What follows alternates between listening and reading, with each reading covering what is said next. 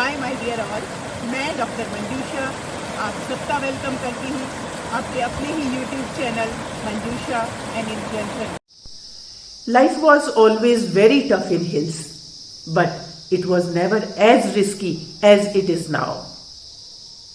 आप सभी को पता है कि उत्तराखंड के हिल्स जियोग्राफिकली अनस्टेबल हैं तो इकोलॉजिकली सेंसिटिव भी हैं।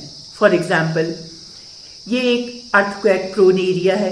यहाँ के ग्लेशियर्स बहुत यंग हैं जो कि ग्लोबल वार्मिंग की वजह से मेल्ट हो रहे हैं and causing avalanches and cloud burst are common here. And जो यहाँ के माउंटेन्स हैं these are very fragile and landslide is a common occurrence during monsoon season. और ये सब कुछ जानते हुए भी हम डेवलपमेंट के नाम पर वो सब कुछ कर रहे हैं जो इन पहाड़ों को और फ्रेजाइल बना रहा है और यहाँ पर रहने वालों की लाइफ और रिस्की होती जा रही है। इस वीडियो में मैं 18 अक्टूबर 2021 में उत्तराखंड के कुछ जिलों में हुई भयानक तबाही की बात कर रही हूँ। इस वीडियो को बनाने का ख्याल तब आया जब मैंने ये तबाही अपनी आंखों के सामने होती देखी। एक्चुअली ये लौटते हुए मॉनसून की वो बारिश थी जो जनरली सितंबर के सेकेंड वीक में हुआ करती थी। मॉनसून में पहाड़ों की मिट्टी वैसे ही कच्ची हो जाती है और इस 48 घंटे की बारिश ने एक ब्लास्ट का काम किया। इतना पानी बरसा कि हमें प्रकृति का भयानक रूप देखने को मिला। जगह जगह पहाड़ों से पानी के झरने बह रहे थे और उन झरनों से बहने वाले पानी का बहाव इतना तेज था, लग रहा था अपने साथ सब कुछ बहा ले जाएगा। हर 50 से 100 मीटर की दूरी पर रोड पर मलबा पड़ा था, बोल्डर्स पड़े थे, पेड़ गिरे पड़े थे, छोटे छोटे नाले, गधेरे, सब ने नदी का रूप ले लिया था। पानी का बहाव जमीन को काटे जा रहा था।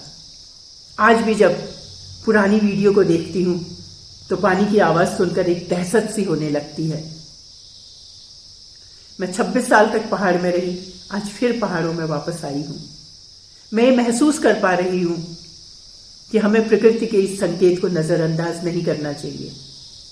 हम मानते हैं कि उत्तराखंड राज्य बनने के बाद राज्य की इकोनॉमी मेनली टूरिज्म पर बेस्ड है, but not at the cost of life of हिली पीपल।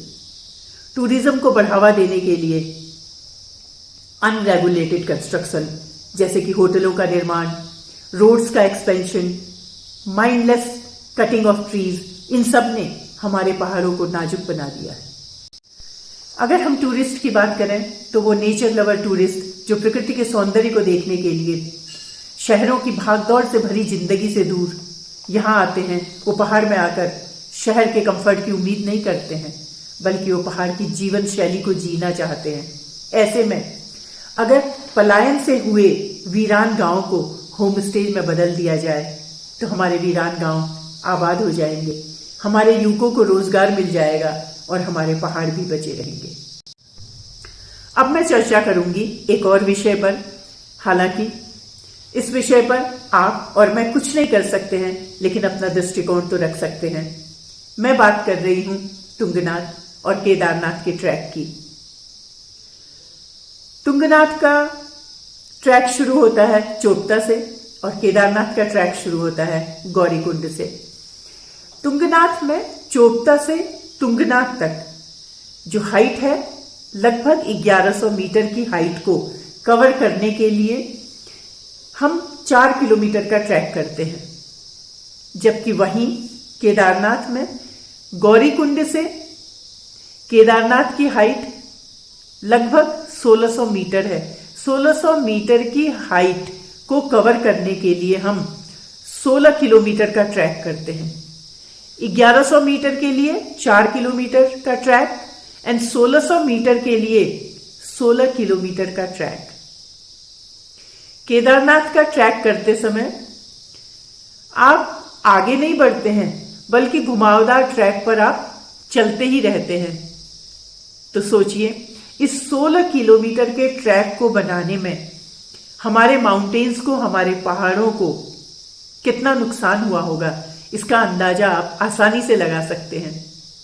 बाकी आप सब समझदार। उत्तराखंड के नौजवानों, आगे आइए, Our hills are crying. हमारे environmental activist like Sunderlal Bahuguna, Maiti आंदोलन के सूत्रधार कल्याण सिंह रावत, इन सब के सेक्रीफाइसेस को व्यर्थ मत जाने दीजिए। हमें फर्दर कंस्ट्रक्शन पर रोक लगानी होगी। हमें डेवलपमेंट के नए ऑप्शंस पर विचार करना होगा, जिससे कि हमारे इन्वायरमेंट, हमारे पहाड़ भी बचे रहें, हमारे युवकों को रोजगार मिले, हमारे स्टेट की इकोनॉमी को फायदा हो। हमें देवभूमि में रहने की जो अपॉर्चुनिटी मिली है, उसे मात्र चंद पैसों के लिए जब तक अति आवश्यक ना हो छोड़कर शहरों की ओर मत जाइए। ऐसी बात नहीं है, कुछ ग्रुप इस डायरेक्शन में काम भी कर रहे हैं। अब मैं 1970 के इस स्लोगन के साथ अपनी वीडियो को कंक्लूड करती हूं। क्या है जंगल के उपहार, मिट्टी, पानी और बयार, ये हैं जीवन के आधार। अंत तक इस वीडियो में मेरे साथ बने रहने के लिए धन्यवाद। Please subscribe my YouTube channel Manjusha and influencer. फिर मिलते हैं एक नई सोच के साथ। जय देवभूमि उत्तराखंड, जय भारत।